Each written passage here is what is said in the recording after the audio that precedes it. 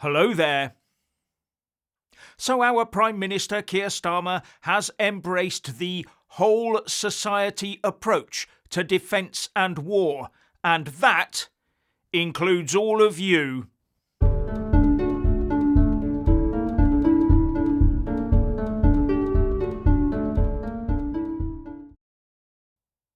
This whole of society approach to defence that Keir Starmer is now talking about means he's just grasped the concept of total war. To win a modern war, I would say you need at least 80% of the nation's population fully supporting that war, with the remaining 20% feeling at worst ambivalent about it. And when I say fully supporting that war, I mean fully behind the country waging and winning a shooting war, and so prepared to see death and destruction wreaked heavily on the enemy to do so. And further, prepared to accept casualties amongst our own military personnel and among our own civilians on home soil as the enemy strikes back. And be prepared to get that instruction to turn up at a military camp to do their bit. Conscription. How will our lovies take to being barked at by sergeant majors? Or is that now outlawed? Then there's the inevitable privation as the nation's wealth, energy, food and industry is eaten up by a voracious war machine. A war machine that is voracious only because of the decades-long starvation diet our governments have inflicted upon it. The population must be willing to part with more of their money via tax to feed that war machine.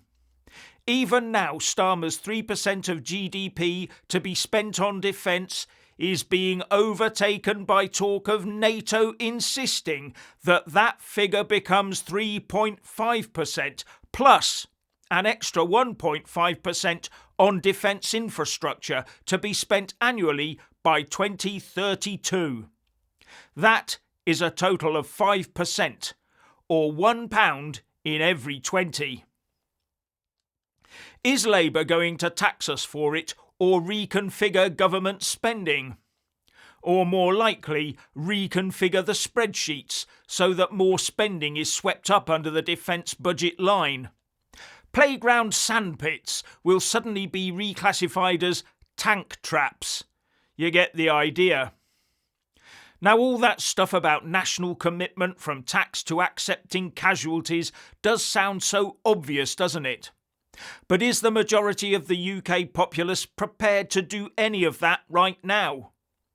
Especially after decades of peace and being told we don't need much in the way of armed forces anymore. And if we did, we'd have decades to prepare. Well, it looks like we now have less than 1 decade to prepare. If, and I stress if, our political masters are correct.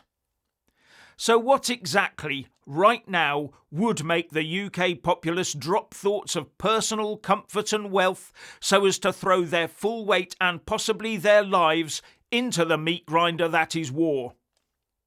Will the spoutings of a politician like Keir Starmer do it? Would that be enough? And before anybody says, oh, it'll all be done by drones, just remember that there is no rule of war that says that when one side annihilates all the drones on the other side, they've won the war, and their opponents must therefore offer unconditional surrender. No, winning war is about killing opposition troops and spies, as well as destroying enemy infrastructure. And while we're doing that to the enemy, they're busy returning the compliment. And when hitting each other's infrastructure, like energy plants, drone factories, drone operators' HQs, railways, roads, storage facilities, factories, munitions plants, etc., etc., etc., then civilian casualties will inevitably be high. Now, just a quick interjection at this point to invite viewers to join our membership programme for about the cost of £1 a month to get extra content from us. Now, A nation has got to fully believe in waging that war to be capable of bearing the heartache and loss that I've outlined above. And part of that is a love for your country and a love for your fellow countryfolk to the point you would make that final sacrifice. Oh, and don't forget the need for a solid belief in the political classes that rule you, that are asking, nay, ordering you to wage that war. And a solid belief that they will look after you afterwards and not allow you to be chased through the courts. And that's before we get to how ready for war we really are as a nation, or not. How many of those boxes can the UK government say are ticked right now? How, for example, does Keir Starmer hope to undo the decades-long anti-UK educational indoctrination our youngsters have been and still are subjected to? Does he really think that the schools, universities and student unions are going to backtrack on their anti-cadet thinking? Starmer wants more cadet units and military involvement in our education system, something that the woke left has been stripping out of our schools and universities for years, if not decades. Starmer and his woke Labour government will have to reverse that indoctrination and re-indoctrinate people to be ready to fight. In this case, fight Russia. Will that involve instilling some sort of hate into us? Now that would never do, would it? Will we be calling the Russians an enemy? Or our comrades in conflict, as we slaughter each other? And just as in Gaza, every child that is killed will be labelled as a genocide. Now, at the end of the day, military personnel have to be physically fit. How are we going to halt and reverse the physical decline of our population? First, we need to get rid of all those inclusive rules that mean that anyone who can shamble at their own pace from A to B, some never reaching point B, and still get some military fitness pass because of diversity. J.D. Vance is right. The biggest enemies to the survival of the UK are within. And with any war we were considering engaging in would require a close look at the number of people from that enemy nation that live here amongst us. The government fingers are pointing at Russia as the potential foe right now.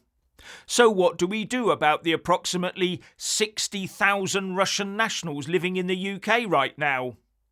Or would it be racist in wartime to monitor them or put those we were unsure about into holding camps, like the US did to 120,000 Japanese citizens living in the US after the Pearl Harbor attack? In fact, who would be eligible for conscription? Just the left-behind white working-class lads? And defence stocks have been off the buying list for many fund managers because they are not green enough, and in moral terms they've been put in the same basket as the shunned tobacco company shares. But it's all right, people. Keir Starmer is on to all of this. It'll all be okay in a jiffy. After all, he's going to build all those nuclear attack submarines and fill the army with 3,000 soldiers, etc., etc., etc., isn't he? And get all real estate ready for military intervention. Except we don't know by how much defence spending will go up and when. Especially with the Organisation for Economic Cooperation and Development, the OECD, telling us that they've downgraded UK growth and that government borrowing will have to be cut. Where will the money for defence come from if our governments insist on paying for the world to come and live here, and for the economically inactive to remain economically inactive? And how many people would be queuing up for mental health assessments to avoid conscription? This is going to be a very steep learning curve for what has become a soft, modern Western nation. A nation let down by decades of government inaction on ensuring our borders and defences are always secure. Finally, please like, subscribe and comment below, and a big shout out to our Patreon supporters, and thank you for watching.